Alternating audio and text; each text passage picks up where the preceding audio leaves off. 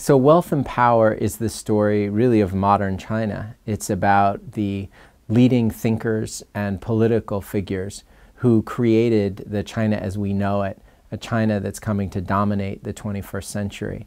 We also, as two Americans, reflect a lot of American thinking about China.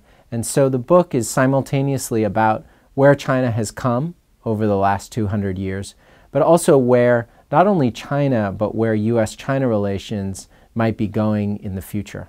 We chose 11 key figures and wrote a sort of group biography. So the structure of the book is that each chapter tells a life story. And we chose these people very carefully. Of those 11 figures, most are men, reflecting the Confucian nature of Chinese society, and even in modern China being dominated by powerful men like Mao쩌뚱 and 덩샤o핑, the great communist leaders of the 20th century. But there's also a fascinating woman, the Empress Dowager Cixi, who was really the most important political figure in the late 19th century. The central theme of the book is the title, Wealth and Power.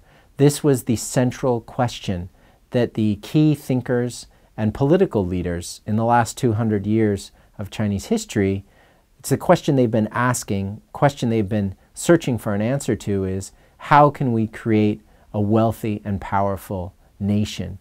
It's been the driving force in modern Chinese history.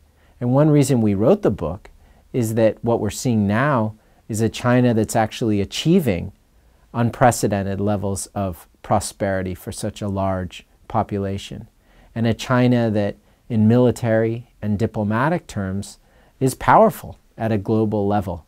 So the book gives you a historical understanding of how China became so wealthy and powerful, but also asks what comes next.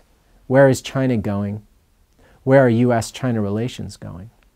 I think that Korean readers might find the book interesting, and I'm very excited to have a Korean edition of the book because Korea in many ways sits in between the U.S. and China. Koreans have lived next door to Chinese for thousands of years and probably know China as well as anyone or better.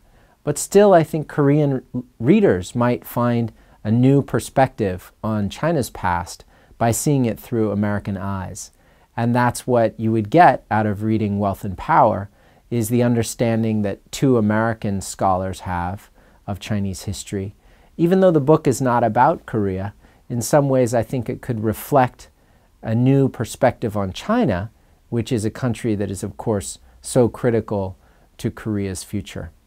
And there's the issue of U.S.-China relations. Korea relies upon the United States for its security through the alliance, and Korea relies upon the Chinese market and Chinese investment and trade for its economic future. So Koreans probably more than anyone else need to understand U.S.-China relations in a very profound way. And I hope that's what our book would allow you to do.